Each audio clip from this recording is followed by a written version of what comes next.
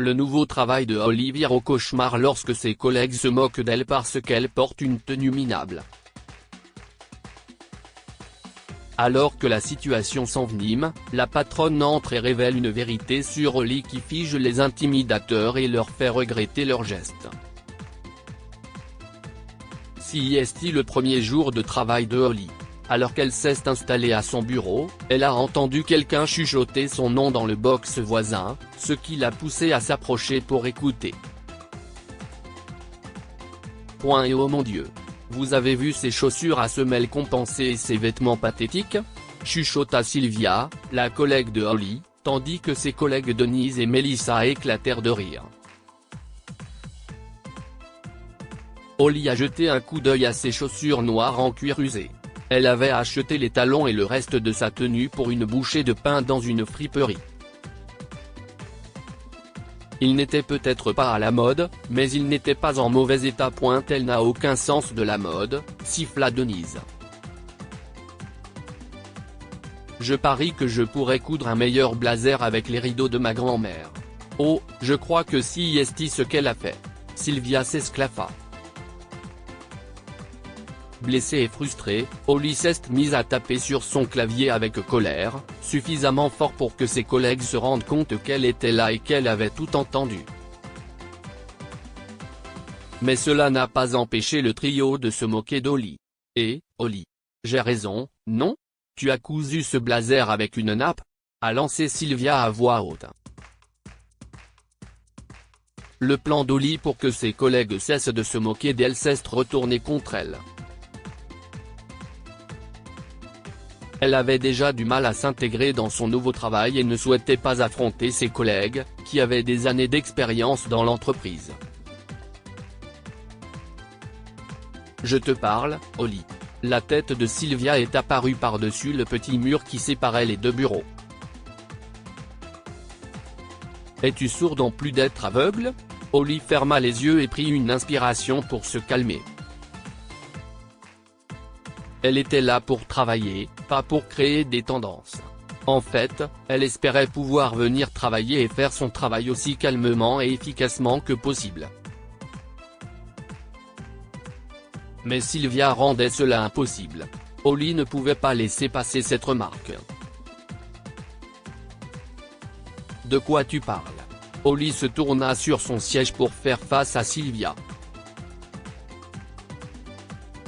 Eh bien, je suppose qu'il doit y avoir quelque chose qui ne va pas avec ta vision pour penser que CIST une bonne tenue. Sylvia agita son doigt parfaitement manucuré en direction de la tenue d'Holly. Holly n'arrivait pas à croire que Sylvia eut l'audace de lui dire cela en face. Et pire encore, elle n'arrivait pas à trouver une réponse percutante. Denise et Melissa passèrent la tête par-dessus le mur de leur bureau, et Holly ne put lutter contre le sentiment qu'elle était seule et encerclée.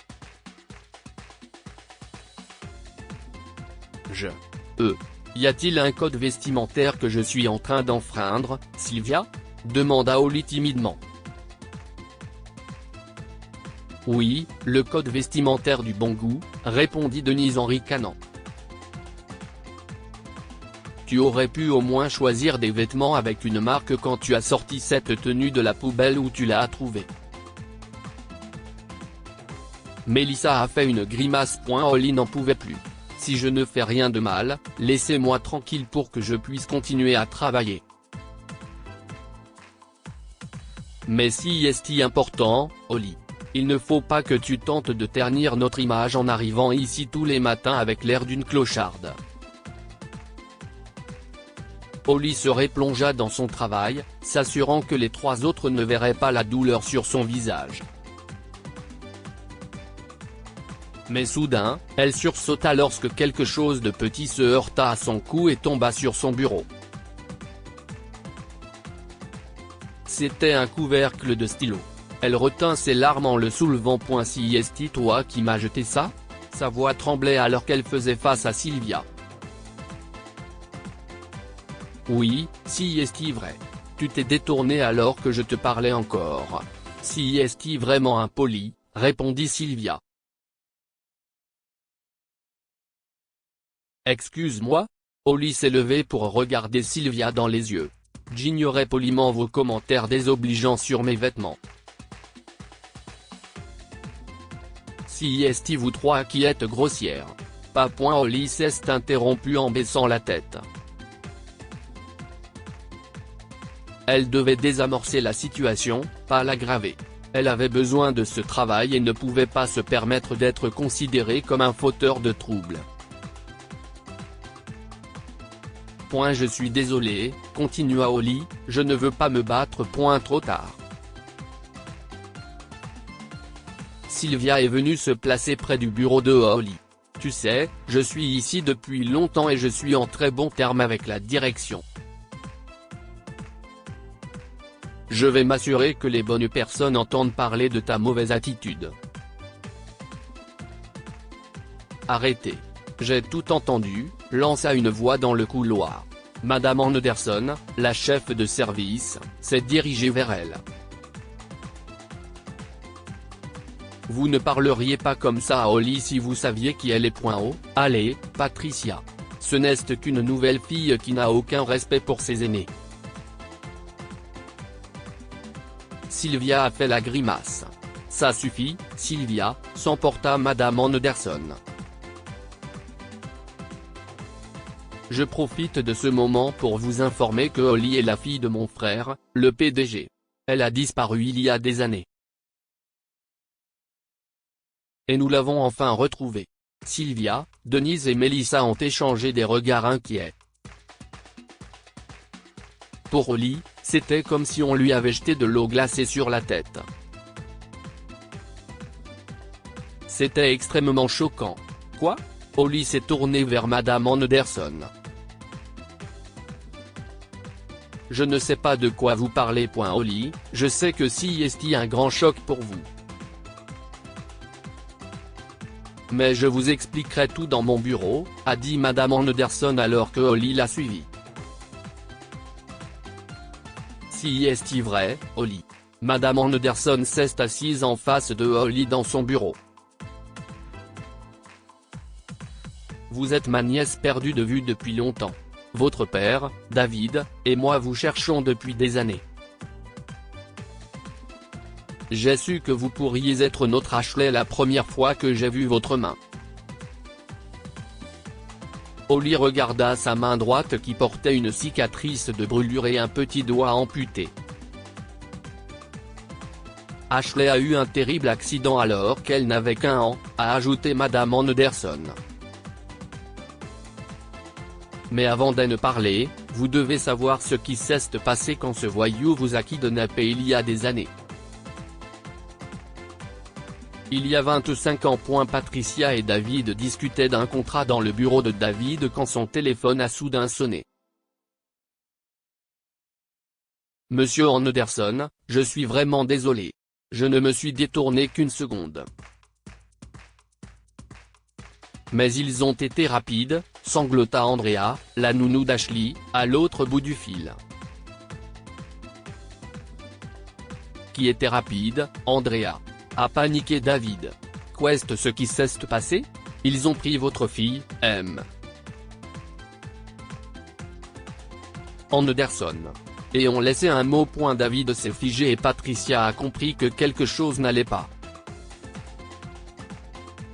Lisez-moi la note, s'il vous plaît, a dit Andrea d'une voix tremblante. David a coupé l'appel d'Andrea et a composé un numéro. Qui appelles-tu? Demanda Patricia.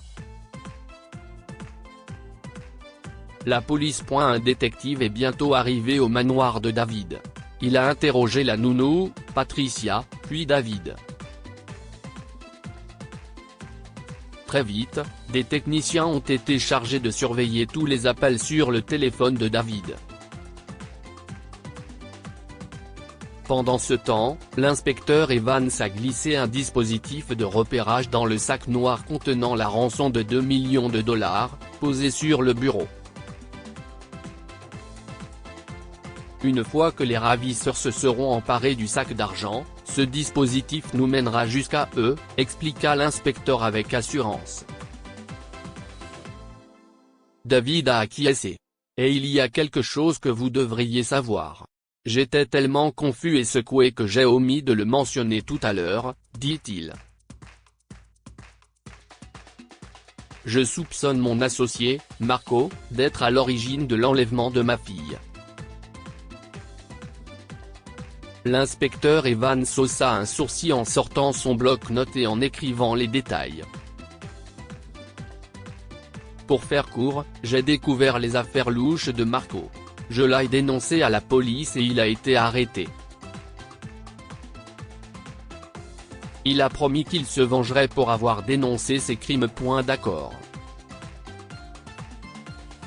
Soyez assurés que la police enquêtera sur tous les suspects potentiels, déclara l'inspecteur Evans tandis que David souleva le sac rempli d'argent. Il était temps de se rendre au parc. David est arrivé au parc, le sac d'argent à la main. Il scruta les alentours, submergé par le cri strident des grillons. Soudain, une voix l'interpella par derrière. « Excusez-moi, monsieur ». David se retourna en sursaut et vit un sans-abri enveloppé dans une couverture en lambeaux.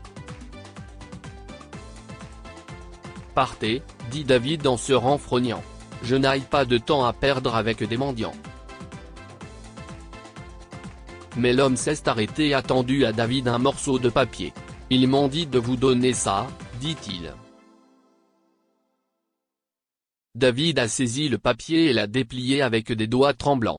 Une sueur froide perla sur le front de David. Plusieurs officiers en civil sortirent des buissons et passèrent sous le pont à proximité.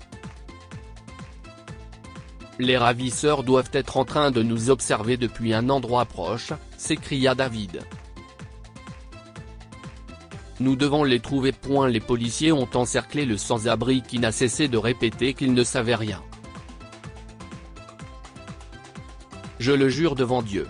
Il portait un sweat à capuche. Je dormais dans ces buissons. Il m'a donné $20 pour que je remette la note à cet homme. Par où est-il parti après ça ? David a interrompu le sans-abri. Je ne sais pas. Il s'est enfui par les buissons. Alors que les policiers ont emmené le sans-abri pour l'interroger, ils ont insisté pour que David rentre chez lui. Ils vous rappelleront pour la rançon, a dit l'inspecteur Evans à David. Si est une impasse. Tout ce que nous pouvons faire maintenant, si est attendre cet appel.